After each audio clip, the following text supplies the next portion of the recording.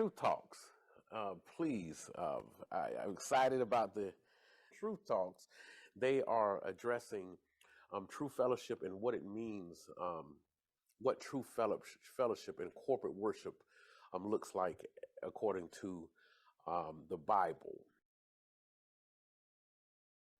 I will sing to the old rugged cross and exchange it someday for a crown.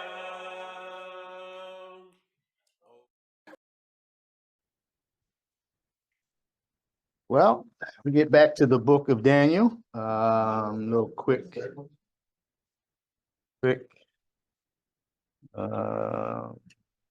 little quick look back at chapter 5, where we discussed let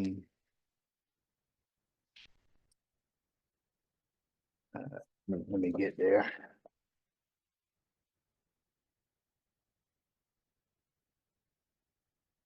We discussed the feast of Belshazzar and the destruction that followed that, how the Medes and the Persians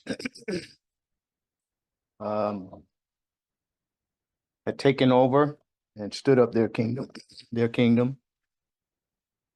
and the writing on the wall, the handwriting on the wall, and what it meant, and what David, and his translation to the king, and what happened thereafter. We're moving into chapter 6, which is now we're in the time of the Medes and Persian empire, the second empire on that King Nebuchadnezzar had dreamed.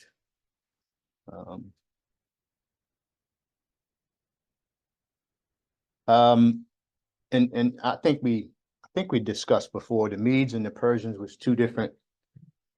It was one empire, but it was two sides to that empire. And the Persian side being the older part of that empire, and the middle part of it being the younger, which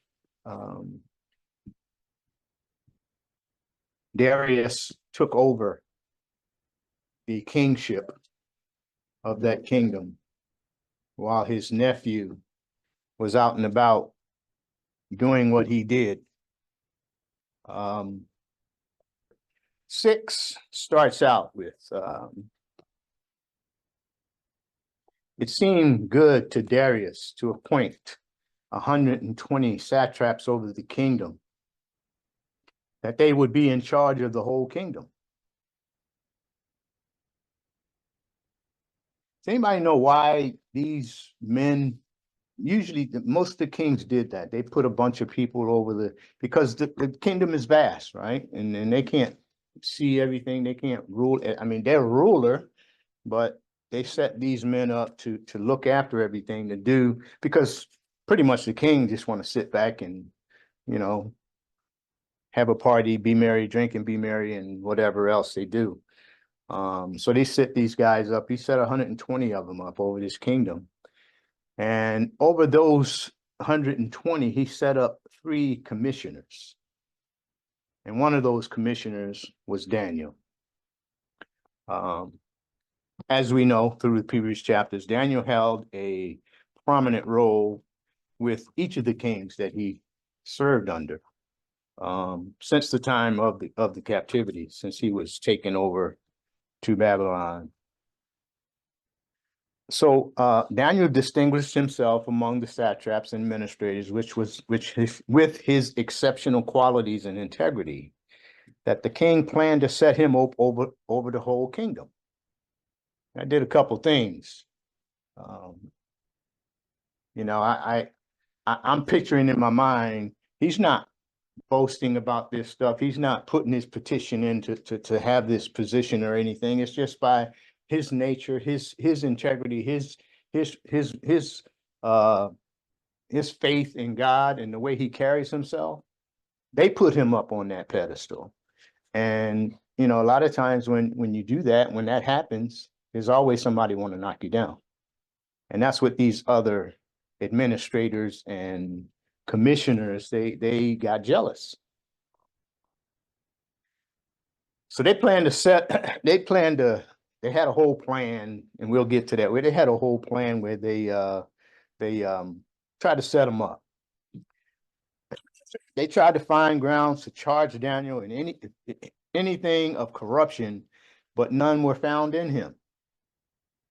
No matter what they did, no matter what they tried to say, they watched him like a hawk. They followed him. They did whatever they did, but they could find no fault in him to take to the king.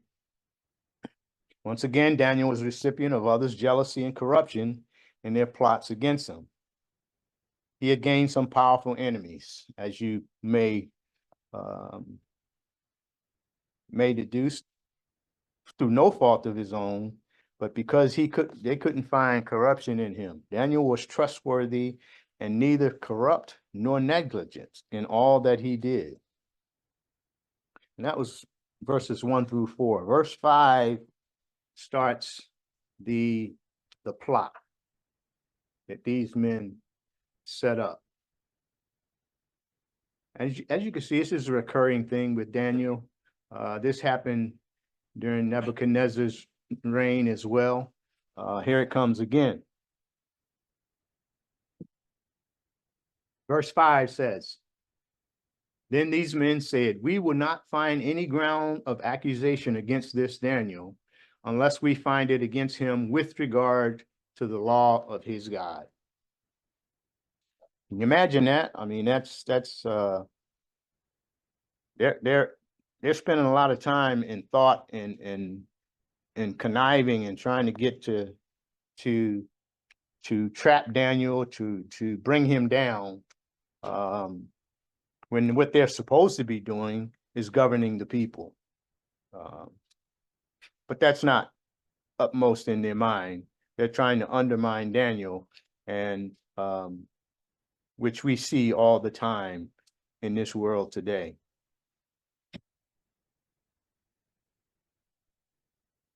Verse 6, "Then these commissioners and satraps came by agreement to the king and spoke to him as follows. King Darius, live forever. All the commissioners of the kingdom, the prefects and the satraps, the high officials and the governors have consulted together that the king should establish a statute and enforce an injunction that anyone who makes a petition to any god or man besides you, O king, for 30 days shall be cast into the lion's den." Now, chapter 6 is all about the lion's den and what happens and how it comes about and how God orchestrates things. And a similar thing happens to Darius that happened to Nebuchadnezzar, right? He didn't believe at first, but his mind's going to be changed through the workings of God and his dealing with Daniel.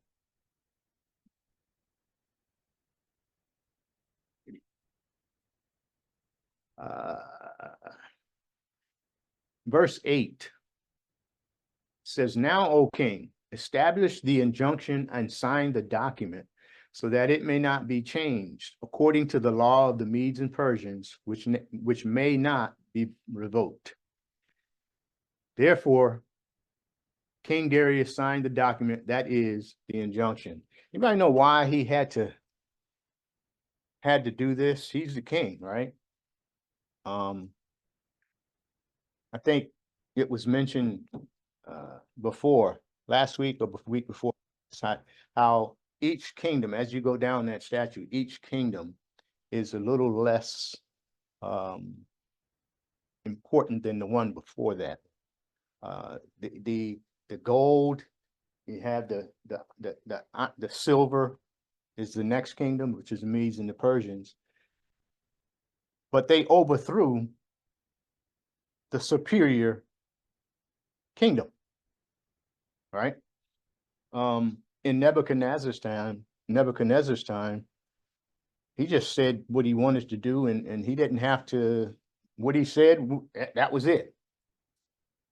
He changed his mind when he wanted to, which he did. But in this kingdom, at this time, you see where he had to sign an injunction for things to be set in gold, or set in silver, I should say. So that was a difference. One of the differences in the two kingdoms. He didn't have the power that King Nebuchadnezzar had over his kingdom. Yes, say again? His word wasn't good enough. He couldn't change his mind and just do what he wanted to do, like Nebuchadnezzar did. It had to be in writing, yes. And when we see this kingdom, the Persian and Medes, it's also a different mindset of what made them look at Babylon as a place that they could take. The mindset of the people that was coming in, that we have political structures, meaning that it's going to be a collective. Even though I'm the ruler, still people. That's why I'm showing how many people we set up to show. I'm setting up government with these barbarians. They only believed in one man. You know, and we understand that one man said that I'm God. Yeah. But these people, they don't have that same understanding of faith. So of course he's thinking politically. Everybody should have a say in this, but I'm still the ultimate head. And we see that right now in our world from political views. You know, it's the illusion of who sits at the top. All right. This illusion was more of saying we're better than the other kingdom because we allow people to make decisions in this kingdom. So the Medes came in with that mindset that their structure was better. It will last longer because we don't have just us as ruling. We have a governing rule. And that's correct. Not knowing that what they're doing is just they're lessening the power and because today what do we have today? We don't have a person, a king. There are no kings anymore. We have a president. He's just a figurehead, right? You have Congress. You have all these people that make the laws. That the president can't do what he wants to do. He can put forth a bill. That's about the extent of his power. And what are you doing? Putting forth a bill to say don't do it. Right. I mean, if you think, like you said, in the grand scheme of it, we have laws in place to say don't do what the people in power have told us not to do. Yeah. Because they have what God has told them in their settings to set the world. In politics right on point. Yeah, That's true. and also you see in the downgrade of, even in the punishment. Back then, you got punished right away. You were killed. What do we do now? We don't, they put you in jail. They don't, Stay of execution. in the worst way. In the worst way. We're in the most effective way, I should say. I wouldn't say the worst way. Go ahead. And together, including their ignorance, right? Yeah. And these group of people, these administrators and satraps, you kind of mentioned it, but their target was Daniel. It wasn't Mhm. the king. They just used the king. They used flattery. It's almost like we're gonna let him be a god for 30 days, right? If I go to the king with this decree, he's going to do it out of arrogance, probably, and reminding everyone that he's, who he is. But 7, I thought there's a little lie there. It says all of them agree that the king should issue an edict. You see that in verse number 7? All But the Daniel's a conditions. governor, though. Say again? Daniel's a governor too. He's in a Yeah. leadership position, and all of them, that's not true. Because Daniel didn't agree to this. And they know the king is going to set him up over all of them. That's the Right. whole purpose. That's the whole purpose behind their jealousy, and they're trying to get him to fall. So we're gonna get him by default by using the king's flattery. Another thing I want to bring out is when our standard is God's word, we don't have to worry about man finding fault, quote unquote. Because you notice the fault, they said we can't find any fault on our laws. Yeah. It would have, because his life is lived to a certain standard. And I think that should be the same for us. If a lot of times we set our guardrails based on the world. Mhm. If that's the case, somebody can find fault in you. But if your guardrails are the word of God, the only thing they can really step to you with is something I feel like that you're falling short in God's eyes. Right. And that's, and they knew that. They knew Daniel. They know his habits. They know how he lived. They know his dedication to his God. They knew all of that up front. So that's why they devised this plan. So the king made this decree and signed this document and made it law. So now we have a law that these other officials knew that Daniel would not keep. And the kingdom of the Medes and the Persians, the way they did things, if it was in writing and if it was a law, and you disobeyed that law, the king couldn't save you. He had to obey his own laws. He had to live up to what he signed it. So in some of the manuscripts, it said they tricked him. But he didn't realize that until later on, that they tricked him. It was too late. He couldn't undo what he had already done. He had signed it, it became law, and they were bound by it. So verse 9, I think, yeah, verse 9. Therefore the king signed it, and that is the injunction. 10. Now when Daniel knew that the document was signed, he entered his house. Now in his roof chamber, he had windows open toward Jerusalem. And he continued kneeling on his knees 3 times a day, praying and giving thanks before his God, as he had been doing previously. They knew this. They knew they knew everything about Daniel. And at this point, let's keep in mind, Daniel's an old man right now. He's 80-something years old. And they knew he prayed religiously to his God, faithfully. Say again? They knew his schedule. Well, yeah. And they knew he was faithful to his God, which is why they devised that plan the way they did it. Because then he would have to disobey his God to keep that law of the land. One or the other. One or the other. And they knew he wasn't going to disobey his God. That's the trap that they set for him to take him to the king. Because they couldn't get him any other way. Okay.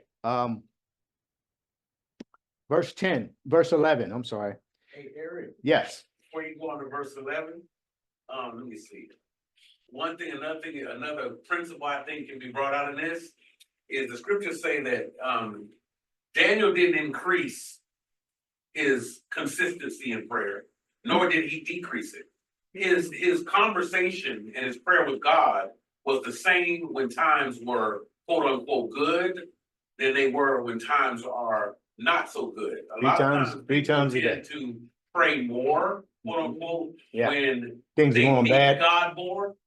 But the truth of the matter is, we can't need God any more than we actually do, if we understand that. At any one point or the other, right? Right, and I like the fact that Daniel, it really wasn't about 3 times a day. I think the Spirit is bringing out the point of consistency in leaning on God. Yeah.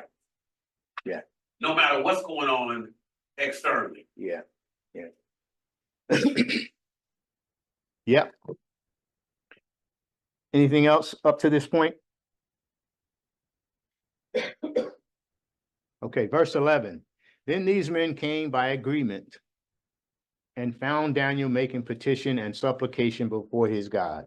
So you think they park somebody outside his house waiting for him to come home because they knew his routine and to catch him praying, right? Because now it's a law against that. And I'm thinking, well, okay, I'm sure Daniel wasn't the only person in that kingdom that prayed to God. I mean, At the very least. at the very least, it's three other people. Look, I say this, you know, when we hear the story about Daniel and the praying, and we see the continuance of it. I don't want it to be, you know, my thought. I don't think Daniel was sneaking around praying. If to get what you say. No. You don't have to lay and wait for Daniel. Daniel say, I'll pray at this time. And the every windows day, are open. with the windows open facing Jerusalem, like, I'm not hiding it because your accusation is false. And I was just telling, you know, just kind of conversating about it back here. You know, Daniel knew he broke no rule. He's not a Persian or a Mede. So the rule was written was for the Persian and Mede. So Daniel continued to conduct business as a child of the ones that were brought in from into captivity. So a lot of these things, when we hear the rules and we understand it, and I was making a joke, I said that all Daniel really needed was a good lawyer. Because, you know, it was written, it was signed, and it was directly to two groups of people and not him. But Pastor Allen said something about it. He had a good lawyer, and we see that, but we understand that. I want you to see that Daniel, we often talk about his righteousness and what he did in continuing to pray. But what was provided for him for just being Daniel, being faith, being someone who carried belief. Didn't matter, it wasn't unchanging. Lions, fires, tigers, and bears, it's not gonna change. Daniel knew what they were up to. Yeah, Of course he did. At this point, this isn't my first rodeo. You are not the first group of people to try and get me killed for praying to my God. So Yeah, go ahead. after in 10 it says, now when Daniel knew, he knew that the writing was signed, he went into his house and his windows being open in his chamber toward Jerusalem, he kneeled upon his knees 3 times a day and prayed. That was his routine. That was his pattern. This is something that he had been doing since he was taken to Babylon, before he was taken to Babylon. And the thing about that is it specifically say open window. They didn't have to see him do it. They just heard him do it. And that was enough to convict him in their eyes. You know, I'm gonna let you see me do it. Ain't no shame in my game. he wasn't even thinking about them. No. He wasn't thinking about them. If you think about it, Daniel had bigger and better things on his mind. Yes. You know, he had a superior ruler. Mhm. He had a superior king than Darius. In that, he never wavered. He never wavered when Nebuchadnezzar was alive. So, I mean, Daniel, throughout these chapters, Daniel teaches us a lot of things that we can hold on to this very day. Principles, you know, the integrity that he had, his faith in God, and in the face of unheard of circumstances. You know, they don't have a lion's den to throw us in right now. You know, but there are other things. There are other things that they didn't have back then. It's just as dangerous. But you know, we in our minds we say lion's den. That's, you know, we don't even want to think about that. Right. But there's some things that's going on right now that we really don't think about, that if you do think about it, it's just as dangerous. It's just as You know, I don't think Daniel was doing this in defiant. No. Daniel, that would be small-minded for a minute to do God like you. exactly. They normally would open the window, it was like lettuce. They would normally open the windows and face Jerusalem, and that's the way they prayed. Daniel did his normal routine, Mm-hmm. not that he was trying to show them anything or get back at them. Even though, like I say, he knew that they had signed the documents, he didn't change his routine. You know, he just continued to do what he was doing, not to boast. He wanted to talk to God. Yeah. He wasn't going to change that, you know, because of, and had they not signed the documents, Daniel still would have done Same what thing, he always do. same thing. So it wasn't in defiance, it wasn't in Daniel trying to show them, I'm gonna prove y'all, I'm not scared of y'all. That wasn't, I don't think that was in the faculty of Daniel's thinking, you know. He was a man that trusted God and always spoke to God. Yeah. And he wasn't gonna stop, was they signed the documents or not, even though he knew they had signed the documents. Yeah. He wasn't just shaking it in there, and that's what like, he said he didn't, when trying, he could have kept the windows closed if he was scared. Yeah. Or he could have opened windows for the first time if he wanted to be defined. You know, but that's. He had always done did. And I don't think he actually, you know, you might say, well, okay, was that a special prayer he was praying? Maybe, maybe not. I don't, you know, he just prayed. It wasn't a special prayer that he sent up, God, get me out of this. God knows. God knows what was going to happen before Darius signed this document. God know what was in those officials' mind before they, you know, devised this trap. He knows all of that. So he didn't have to send a special prayer out to God save me from this. He just did his normal routine. Go ahead. You know what, it makes me want to dig into, and I'm saying, I know we're not looking at the malice of Daniel and him doing it. But we do look at the veracity and tenaciousness of our belief.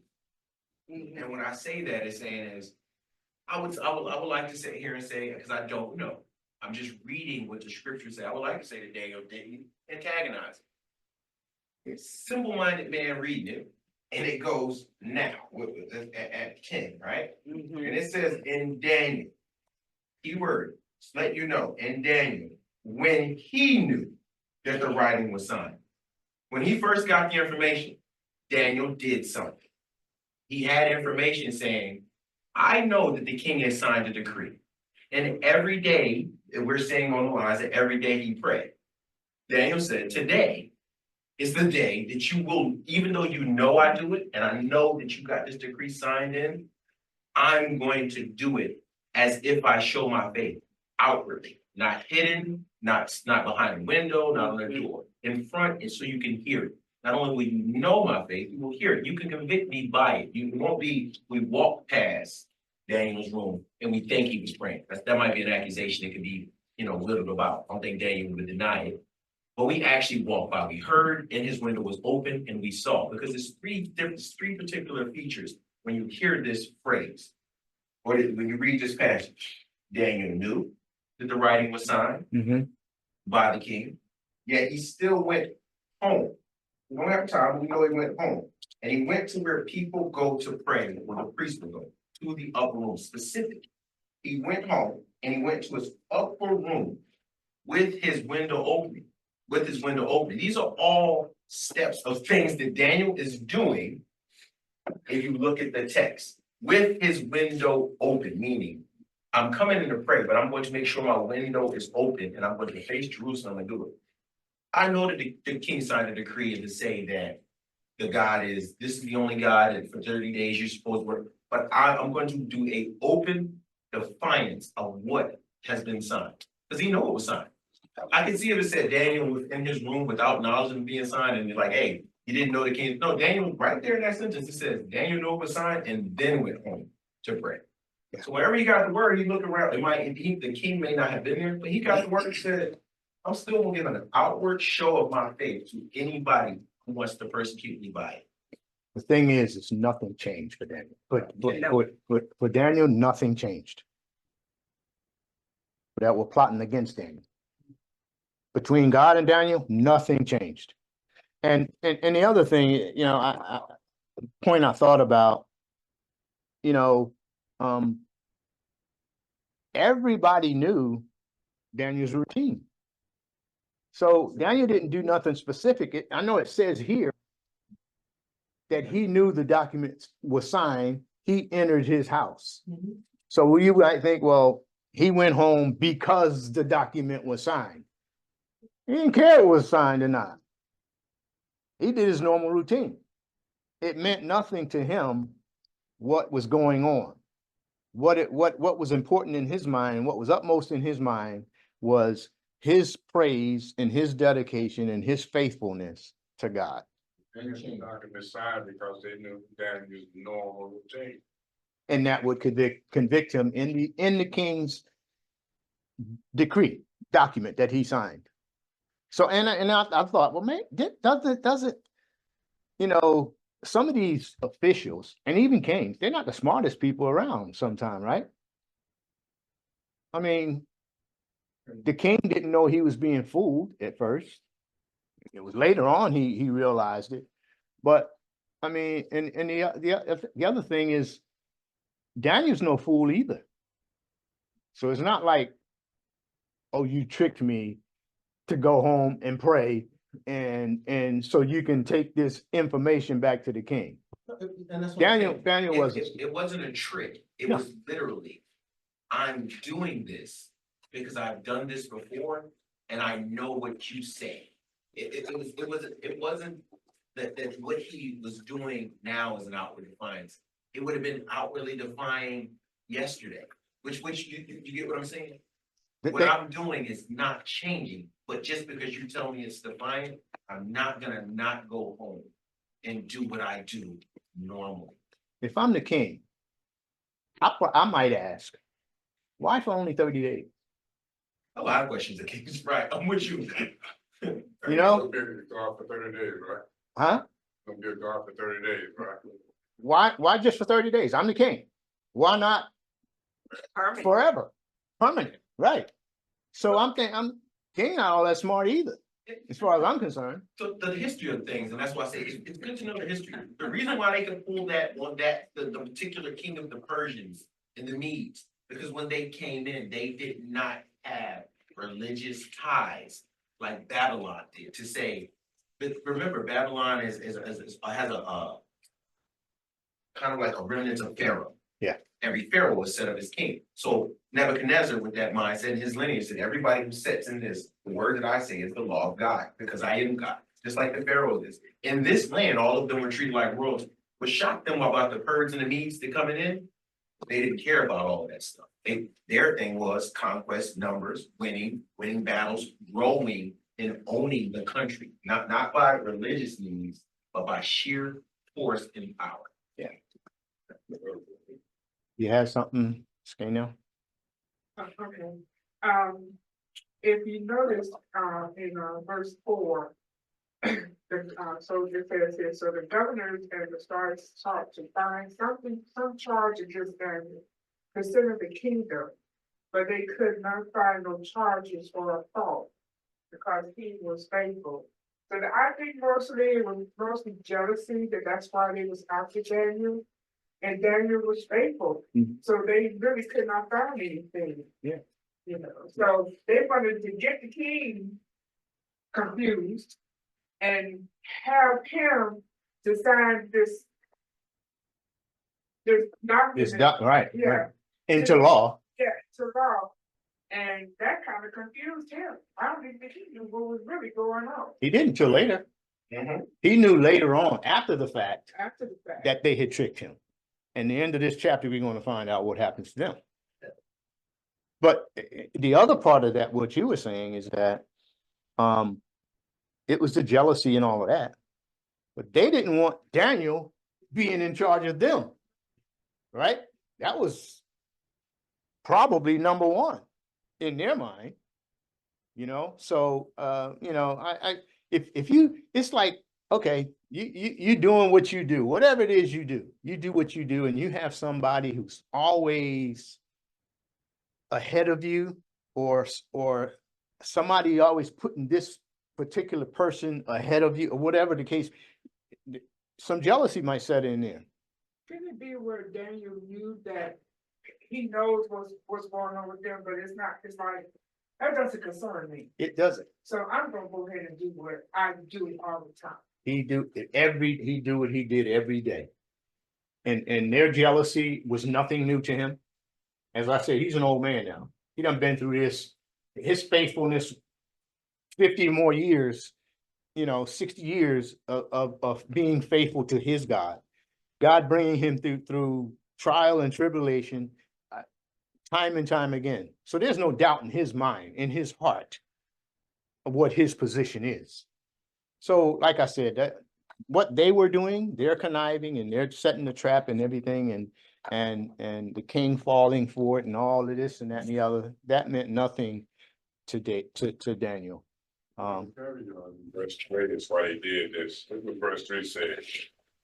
Then this Daniel began distinguishing himself among the commissioners and the satraps, and he proposed an extraordinary period. Okay, and the king planned to appoint him over the entire kingdom. So here they see Daniel has really gained favor with Darius. Yeah. They literally became friends. Yeah. We'll see how he felt when he had to honor what he signed. Because Exactly. Darius, he had more favor with Darius. And we'll get to that. Yes. And they knew that. Now you're an important man. You're one of the officials that the king set up over all of the kingdom. You one of the 120. So now you see a person who undoubtedly God favors, and undoubtedly the king favors because he plans to put this one individual over all of them and you. So yeah, there's some jealousy. I want to knock you down. Go ahead. Eric, what are you reading from? I'm reading NASB. Yes. Yeah. And so, you know, it just goes to show you how, you know, throughout this book of Daniel, these things happen, but none of this impacts Daniel to the point of changing his mind, you know, changing his faith. You know, he has no doubt of what his position is in Christ, as we should be today. One of the things you need to remember right here, with all this jealousy, is Daniel came to Babylon as a slave. Yes, You have to remember that. but he became the number 2 man There in you go. each of the kingdoms. Well, number 3 man in one kingdom, because in this kingdom, because you know the king was the number 2 man, but he became the top person behind the king. The jealousy is pretty much plain and told why they were jealous. It said because Daniel had a great spirit about him, or in him, or your text may say something, some say exceptional, but I like the older way they respond. It's because of the spirit that was in Daniel. And anybody in this room that is a believer will understand what Daniel was facing. An outward anger that they don't like you, but they don't know why they don't like you. Because what's in you is not in them. And for some reason, you keep finding favor.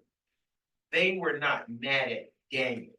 They were mad at the spirit that was in Daniel, and Daniel just so happened to be the only one they can attack. He was the possessor of that He was spirit. a possessor of that You spirit. fear what you don't know. And everybody that is creating, because if they look at, if you go to 5, right? The men knew in 5 that the only way that they could trap Daniel was by using the thing that was in Daniel, the spirit. God's law. Only thing we can get Daniel with the spirit of God. We God's have law. God's law, because that's one thing we know Daniel being faithful will never go against. So it was, They made a law against his law. they made a law against his law.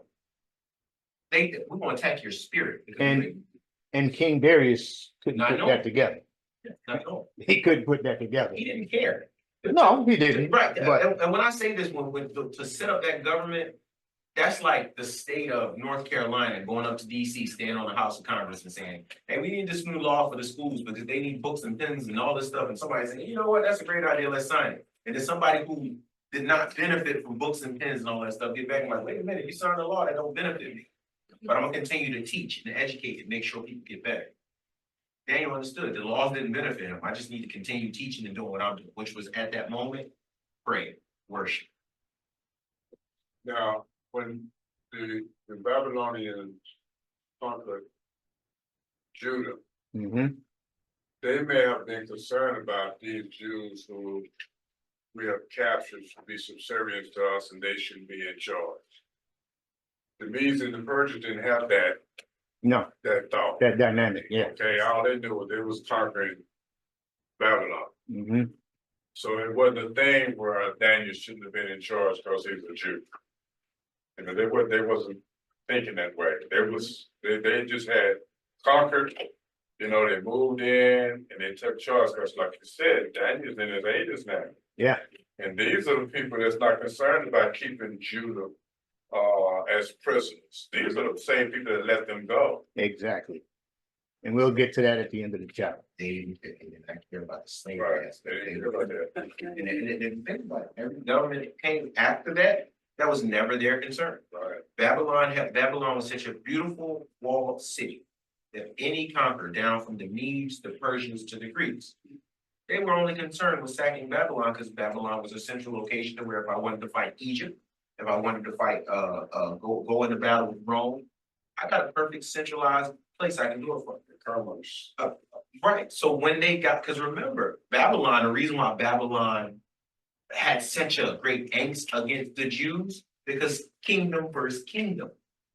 When Persia came in, Judea wasn't a kingdom. It was nothing. It was slaves. It was just people. Yeah. So why would I be worried about, you know, these guys in here that don't mean a hill of beans to me, because they're slaves of the people that I'm taking. I'm not gonna go in here with concern fighting the guys that already lost the fight. My kingdom is big enough to beat the kingdom that took yours. So I don't worry about Daniel. But when you bring me a decree and say, let's sign this and play, I don't even know all the Hebrew laws. I don't even care about Hebrew laws. Sign it. 30 days, cool with me. Here's a thought. Daniel was a official in the prior kingdom, right? When the Medes and Persians took over, what happens when a king defeats another king? That kingdom, his people become subservient to him, right? Daniel went straight to the top again in the second kingdom. So, you know, it's God was in there. He had to be, right? I mean, you just don't, you know, you're a slave because you're a slave twice over. In other words, you're a slave to Nebuchadnezzar. I defeated Nebuchadnezzar. Now you're a slave to me. Again, you're a slave twice, and you rise right to the top. Because of his status, his spirit, all that he stood for, he went straight to the top again of the new kingdom. So I mean, it just goes to show you, you know, God can take anyone and do anything he wants to it, you know, and fix it so everything around it works out. Sovereignty of God.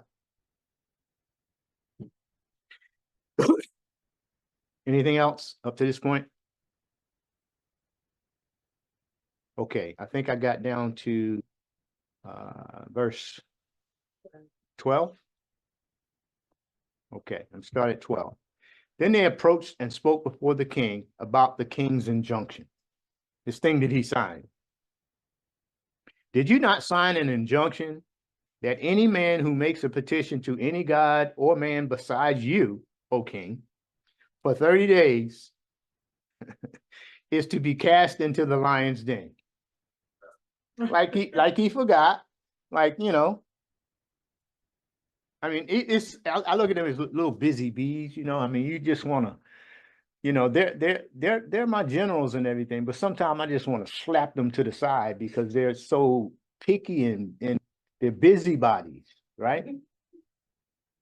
And that's the feeling I get with some of these guys. And I mean, they're not generals, they're officials, they're politicians. They're not warriors, they're politicians. And some of our politicians today, I won't say it, but they act the same way. This must have been during the election year, huh? Yeah, may have been. Because they enforced that law awful quick. Yeah. It wasn't even during it. Yeah. You already enforced it. The king replied, "The statement is true, according to the law of the Medes and Persians, which may not be revoked." Again, that's why they stress so hard. Put it in writing and sign it. Verse 13, then they answered and spoke before the king. Daniel, who is one of the exiles from Judah, pays no attention to you, O king, or to the injunction which you signed, but keeps making his petition 3 times a day. Now, they're in the palace. They're in the royal palace. They're the top of the line. They're at the top of the kingdom, and they're going to the king with this twice captured Jew. I mean, he's not a boy at this point. He's 80 something years old, but twice captured, saying this to the king. I mean, I'll move on. I won't express my thoughts there, but I'll move on. Verse 14. Then as soon as the king heard this statement, he was deeply distressed. Why was he distressed? He favored Daniel. They'll start one day.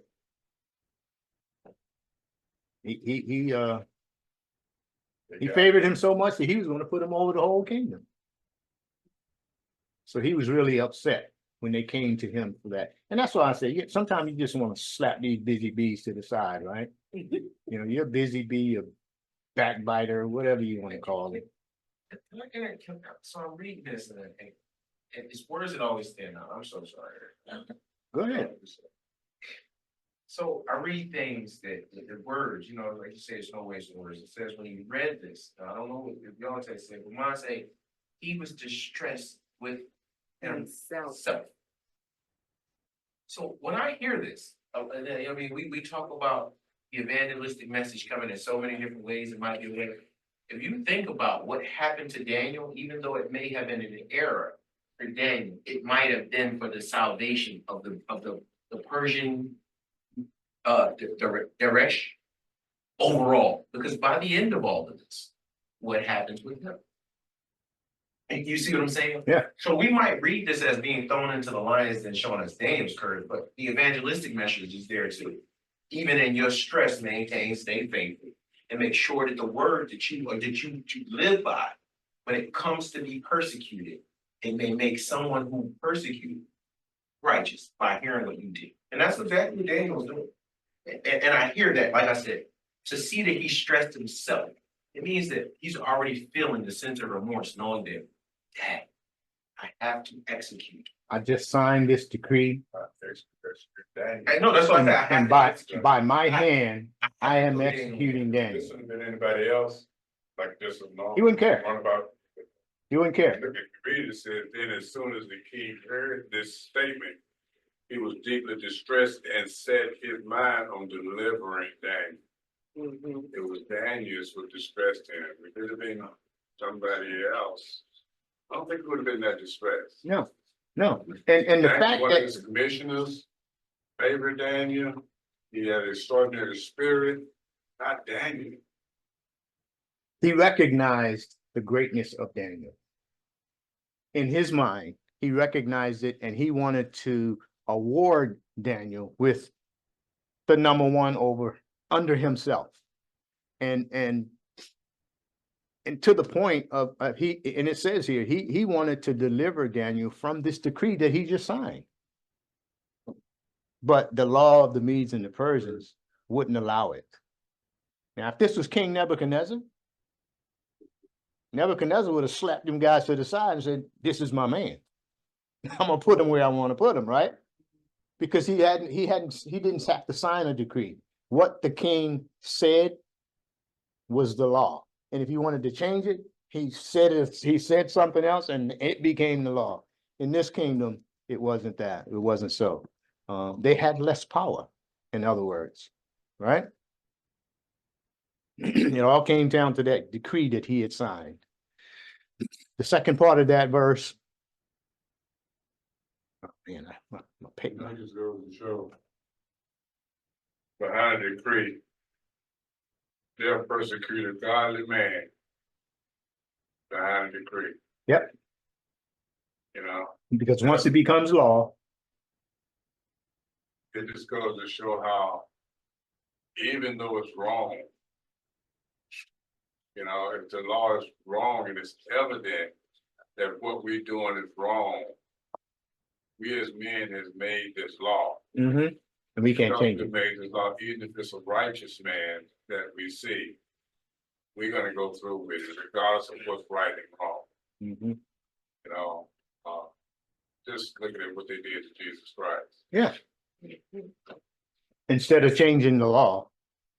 Right. See, they say he claimed to be God. Mhm. Anybody who claimed to be God could be crucified. See, but see, he is God. Yeah. But because of their law, and they Philippians say they found him in the form of a man. Yeah. That's where they saw him. Yeah. But he was ever created, but because of their law. They had to do what they had to do. They had to do what they said they were going to do by law. And that's what happened in this case. The king could not, he was bound by his own decree. And he was distressed because of it. Because he didn't want to kill Daniel. He didn't want to put Daniel in the lion's den. He favored Daniel, highly favored. So is that a proper term, highly favored? He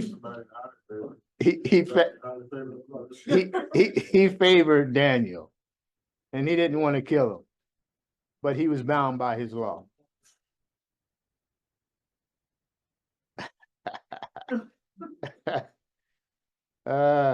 Okay, and he says, and the king replied, the statement is true, according to the law of the Medes and Persians, which may not be revoked. See, he didn't have the power of Nebuchadnezzar. He couldn't revoke his own law. Verse 13. Then they answered and spoke to the king, Daniel, who is one of the exiles from Judah? Particular times a day. I think I read that one. I'm on down to 14. Then as soon as the king heard this statement, he was deeply distressed and set his mind on delivering Daniel. And even until sunset, he kept exerting himself to rescue him. He tried. He was trying. And we're talking to king now. He's the king. And he's trying everything he could. All day until bedtime. Right? But to no avail. Since even till sunset, he kept exerting himself to rescue him. Say again? Trying to figure a way to overturn his decree. I think this is where he began to realize what these guys had done. Right, but he couldn't. Filibuster, he said. Okay, verse 15. Then these men came by agreement to the king and said to the king, recognize, O king. And I'm thinking as I'm reading this stuff, and I'm reading these scriptures. I'm sorry, I just said stuff. Reading these scriptures. Let me move on. I'm with you. And keep on letting them know. Hey, you signed it, buddy. Yeah. They keep putting it before. Yeah. And he reminded that he's the king. Yeah. And you're gonna be an unjust king if you didn't go through with this. And I think that had something to do with what he did to them people in the end. I'm sure it was in his mind. You ain't make me feel like no fool, no puppet. I'm the king. It's gonna come back to you, right? We'll see that later on. Then these men came like, recognize, O king, that is a law of the Medes and Persians, not a law of the king. Law of the Medes and Persians, right? That no injunction or statute which the king establishes may be changed. It's like our president now, right? Very little power that he really has. So now we come to the part where the king has to give the order. It's no other way around it. He hasn't found a way to fix it, go back on his word, can't do it. So he has to give the word, the order to put Daniel in the lion's den.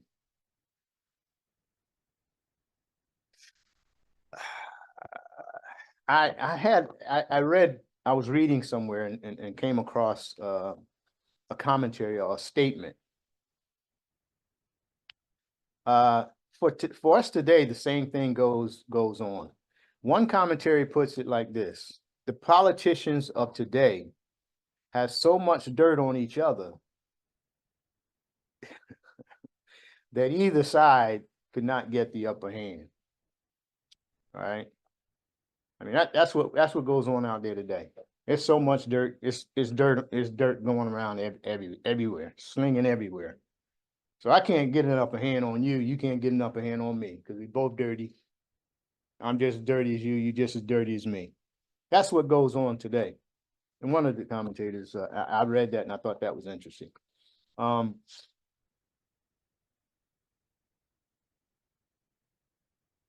Verse, where am I? Verse 15? No, verse 16. Verse 16.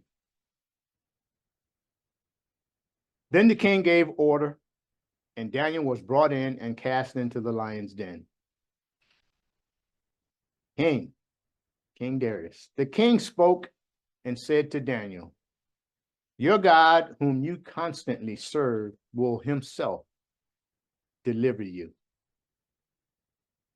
What a statement to make, right? He's talking to Daniel here. Your God, whom you constantly serve, will himself deliver you. I can't deliver you. I've done all I can. It's up to your God now. A stone was brought and laid over the mouth of the den, and the king sealed it with his own signet ring and with the signet rings of his nobles, so that nothing would be changed in regard to Daniel.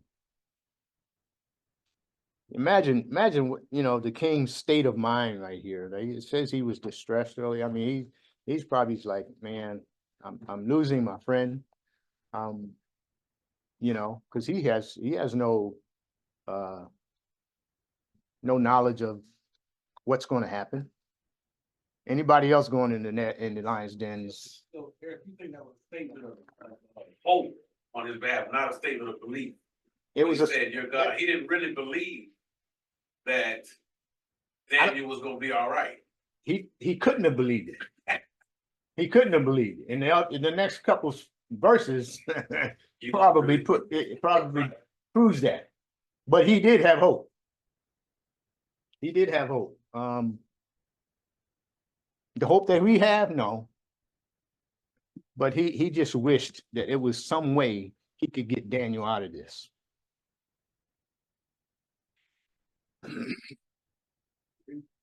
Version. Can you read it for me? Sure. Then the king commanded, and they brought Daniel and cast him into the den of lions. Now the king spake and said unto Daniel, thy God, whom thou servest continually, he will deliver thee. So it says he will deliver you. Yes. In my version it says, whom you constantly serve will himself deliver you. Yeah, the NIV's worded differently too. Yeah, but when you read that, you get the connotation that he knew what he was talking about, right? He knew it. But let's read a couple more verses.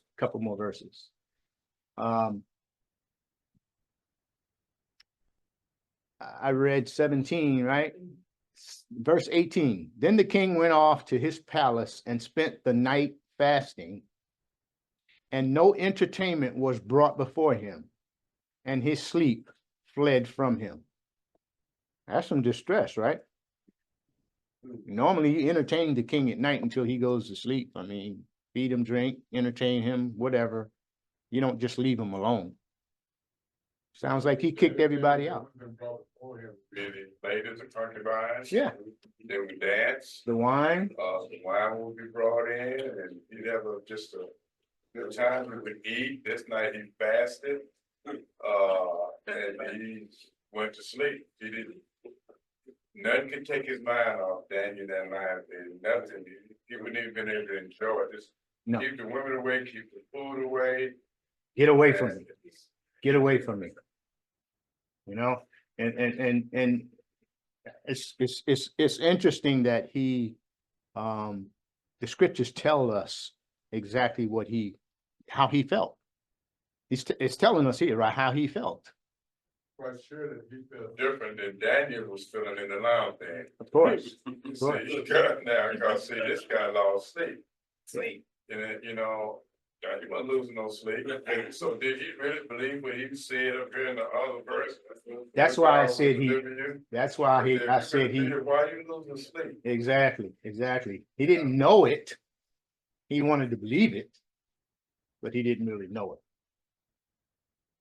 Verse 19, then the king arose at dawn at the break of day and went in haste to the lion's den. He couldn't wait. He was waking up all night, couldn't sleep. I mean, he couldn't wait till dawn to go and see what had happened. This guy on the phone, didn't he? Yeah, He was asleep, probably walking around with bags on his back. and didn't care. And we said, he was looking at That road waiting for the fly. He was overstressed. He did not care. And what was on his mind, Daniel ain't got no bags on his eyes, he's asleep. I woke Daniel up, Daniel, look at me up. They ain't gonna cuddle up with lions. listen, You lay on your tail real quick, Simba. Nice and warm. Some of that mane around me. listen to what the scripture says. Verse 20, when he had come near the den to Daniel, he cried out with a troubled voice. The king spoke and said to Daniel, Daniel, servant of the living God, has your God, whom you constantly serve, been able to deliver you from the lions? That tells you he didn't know. He wished. He prayed. He probably, maybe that's the first time he prayed. I don't know. I don't know. But he didn't, did he? That's true. That's true. Verse 21. Then Daniel spoke to the king, O king, live forever. My God sent his angel and shut the lion's mouth, and they have not harmed me, inasmuch as I found innocent, as I was found innocent before him, and also toward you, O king. I have committed no crime. Now, you notice something that Daniel said here that he didn't say in chapter 5 to Belshazzar. Yeah, He spoke to Belshazzar, he didn't tell him the same thing he told Darius. Over here he says, "O king, live forever." yeah. When he spoke to Belshazzar, he didn't say, "O king, live forever." Because he knew that kingdom was gonna be over. Yes, Yeah, that was just a common way of like saying good morning, you know, right. but he knew that this kingdom wasn't immediately gonna go away. That's what all the people said. You know what I'm saying? Hey, O king, live forever. That's what everybody said. But Daniel knew differently. You're right. Verse 23, when the king was very pleased, then the king was very pleased and gave orders for Daniel to be taken up out of the den. Probably couldn't get him out of there fast enough, right? he could, one based on. Daniel would have stayed another 3 days. Daniel was chill. Daniel was cool. The king couldn't, he had to get it. It was his joy. Daniel was with God's angel. So he was cool. He wasn't worried about anything. He shut the lion's mouth. Hey, he probably was praying with him or whatever. I don't Yeah, a know. lot of people say you hear Daniel hid in the corner and the lions couldn't find him. The Lord made Daniel stink so bad, the lions didn't want to eat him. I say the lions was not hungry because they fed him that day. I mean, they did stuff like this, they didn't feed the lions. The lions was very much hungry. Oh, yeah. Yeah, they like stinky food anyway, so Daniel stuck there with the careful. Scripture says that the lion's mouth was shut. Yep. Now, how many angels shut the lion's mouth? One. And was there more than one lion in there? It was several. It's a It lion's was big. den, right? So this goes to show you the might and the power of one angel, you know? And I watch the National Geographic channel. And I know, I know Tom didn't create that. No, and I'm saying this to share it. When people talk about the lion's den, all right? Now, I can only go off, I'm a big cat freak. When it comes on National Geographic, I'm locked in for the sharks and the cats. I like to, jump out the water and let the little animals on the ground, because I understand, but I also understand it from lions, okay? When you say a lion's den, the severity, we know, I don't have to dig into it, but sometimes it's important to understand that when they say shut their mouths, it also meant the hunger that the lions had, if they had any. It also meant the need to retract their claws for hunting, for skill, because when you shut a lion's mouth, you are now closed the reason that a lion needs to survive. My mouth is I don't need to survive, because I'm gonna tell you this. If it was a lion's den, and then that it was either a male, because a lot of people always assume that it's a bunch of male lions, but a den of lions is normally either 2 males at most and a several group of females. A harem. And inside of that, of unfed lions, the males wouldn't have to move. Because the first ones that would have killed Daniel as soon as he walked in is the lions. One, because it's a den and they believe that this is ours and we have to protect it. So for Daniel even to cross the threshold of the lion's den, it's not that their mouths were shut up when Daniel got in there. Their mouths were shut up before Daniel even got to the den. It's important to understand, like, as we see this, don't just see Daniel walking in the den and then miraculously God came out of the clouds and was like, hey, I see Daniel and I better hurry up and get down there and help. That messenger probably was in there waiting like, hey, what took you so long? I seen you praying the other day. I knew you was coming. I made these lions shut up. That's just how I see the scriptures from the spirits. It was God that did this. Because the nature of a lion, Should have took him out. just that alone. 23. Then the king was very Daniel to be taken up out of the den. Like, a den is lowered. You got to lower him. It's not like he walked into a cave. You lower down into the den. It's a pit, yes. So Daniel was taken up out of the den, and no injury whatever was found on him, because he had trusted in his God. Darius see this, right? Now he know. Now he know. Now he has proof of Daniel's God and what he's capable of doing. Last night, I just hoped that this would be the outcome. Now he knows.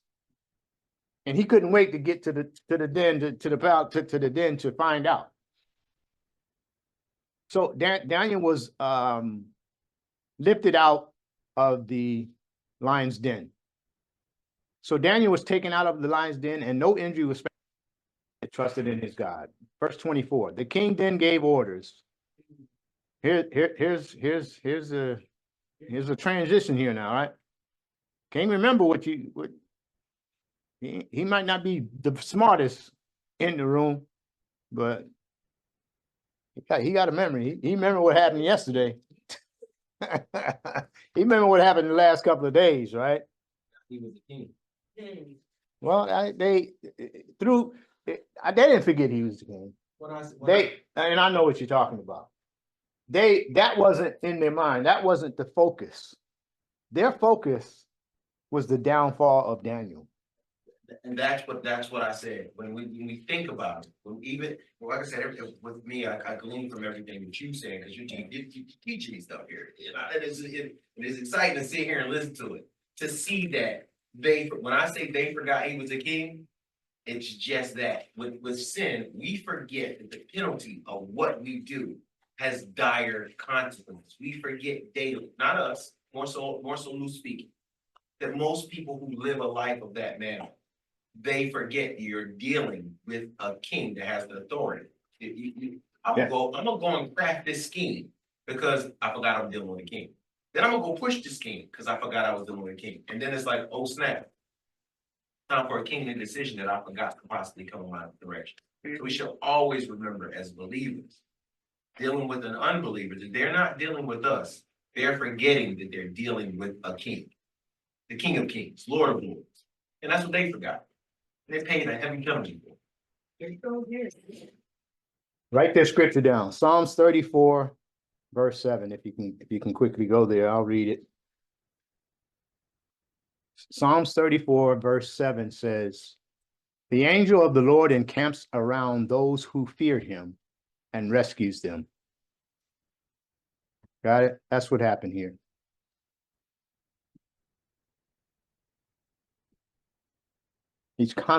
God's constantly watching over us. He's constantly taking care of us, rescuing us when we don't even see it. We don't even see that we need rescuing sometimes. But he's constantly there. Did you know what, Yes. No, I don't. Dang. You can tell Let me just- Daniel, Daniel didn't know if he was gonna be rescued from the lion, No. okay? But Daniel knew if he was rescued, he was gonna be okay. And if he wasn't rescued from the lions, he was gonna be okay. You know, when Jesus made the statement, "Fear not him who can take the body, but fear him who can take the body and the soul," Daniel knew that. Mm-hmm. Daniel knew that them lions could only take him so far. Yeah. You know, and the angel of the Lord would take him further. And so Daniel's faith wasn't enhanced because he was delivered from the lion's den. When he got out of the lion's den, his faith was still the same. It wasn't increased or decreased. He understood that the ultimate deliverance for God was the deliverance to the kingdom. And he knew he was a part of the kingdom of God. He knew that, you know, as we go further, we'll know that Daniel understood that there will be two resurrections. Yeah. You know, so he knew his ultimate fate. Was he eaten by lions, or was he delivered from the lions den? You know, that God will rescue him, you know, ultimately.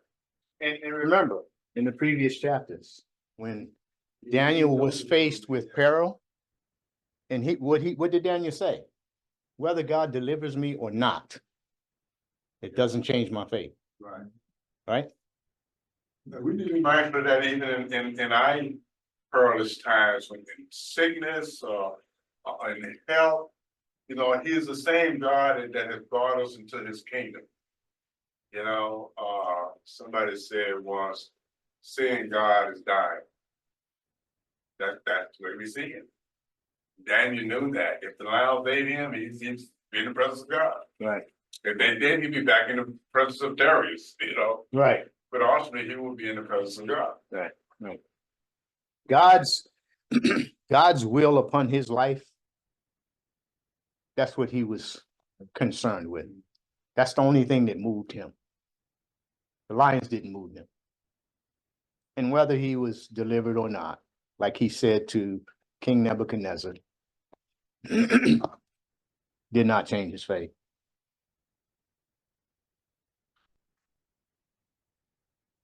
We all have in our lives today, all of us, we have some fear, right? Some form of lying, whether it be health problems, financial concerns, persecution, whatever it might be in your life.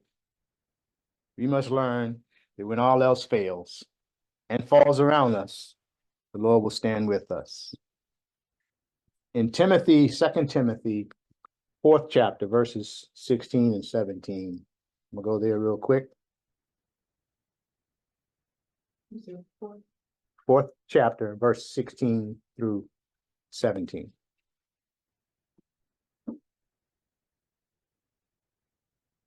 I'm going to read it.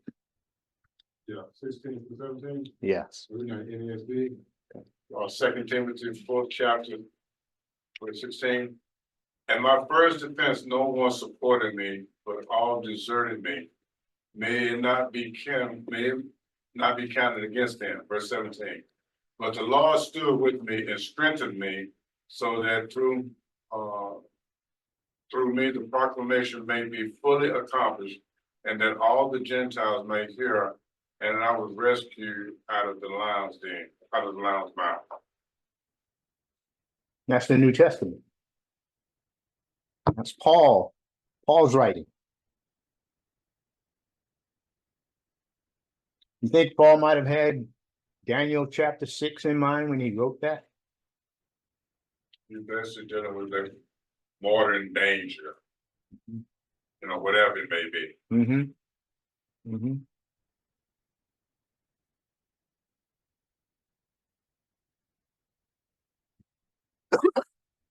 We look forward to the day in the millennial kingdom when all the lions' mouths will be shut forever, and we will have everlasting peace. Back to Daniel. I'm trying to finish up 6.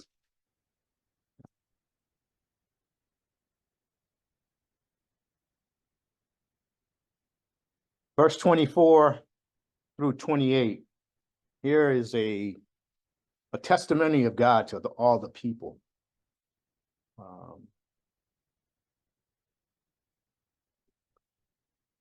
In verse 24, it says, the king gave the order, and they brought these men who had maliciously accused Daniel and cast them, their children, and their wives into the lion's den.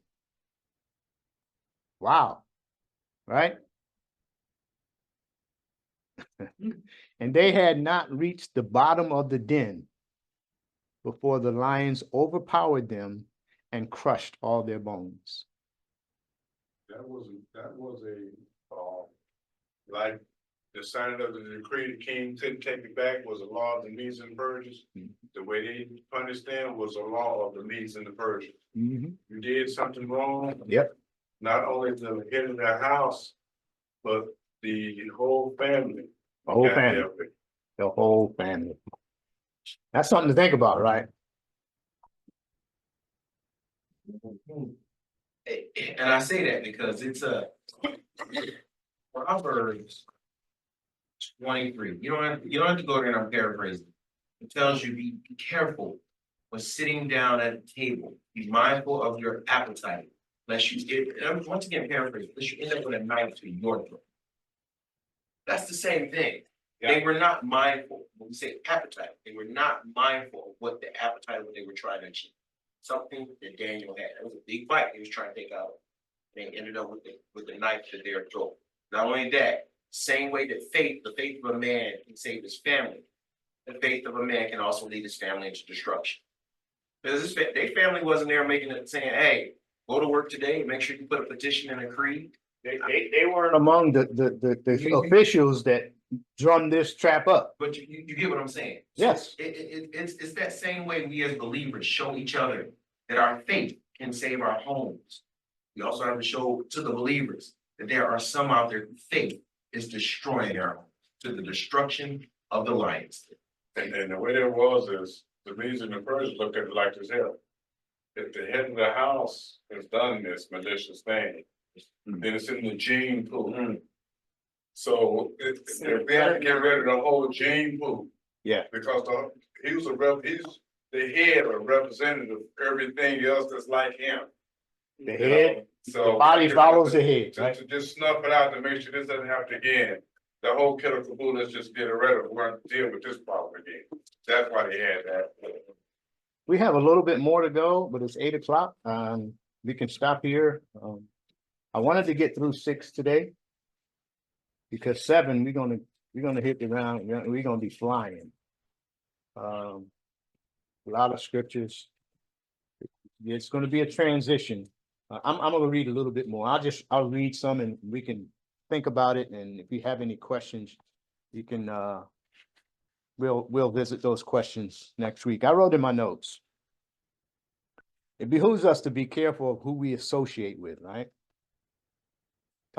Speaking about the family of these men, who we align ourselves with, because maybe, we may find ourselves guilty and condemned because of our close proximity.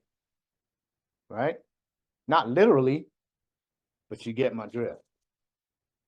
It's the family, the wives and the kids. They perished because of their actions. The king wrote to all the nations and the men of every language throughout the land, saying, may your peace abound. I make a decree that in all of my kingdom, men are to fear and tremble before the God of Daniel. For he is the living God and endures forever, and his kingdom is one that will not be destroyed, and his dominion will be forever. He delivers and rescues and performs signs and wonders in heaven and on earth. Who has delivered Daniel from the power of the lions? This is a statement from the king. Definite characterization of God, right? Now there's a true that's a true testimony of God. King Darius reminds us of a few things, as King Nebuchadnezzar before him did in chapter 4. Couple things. God is a living God. We see that again. He endures forever. Sees that again. God rescues and saves. We see that again. He performs wonders on our behalf, just as in chapter 4 with the previous kingdom. I'm gonna give you a couple scriptures, just write them down, read them on your own time. But all of this we get from the 6th chapter of Daniel. Hebrews 11, verse 33. Take a look at that.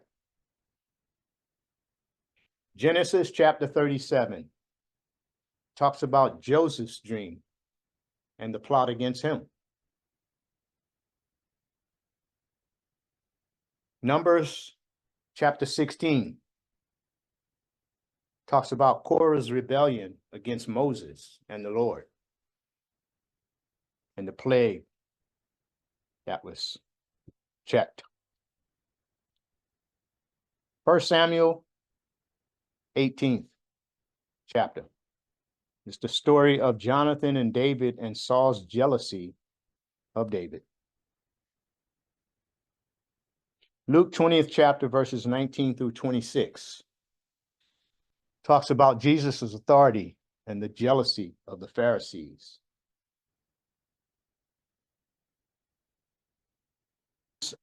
Second chapter, verse 14 and 15.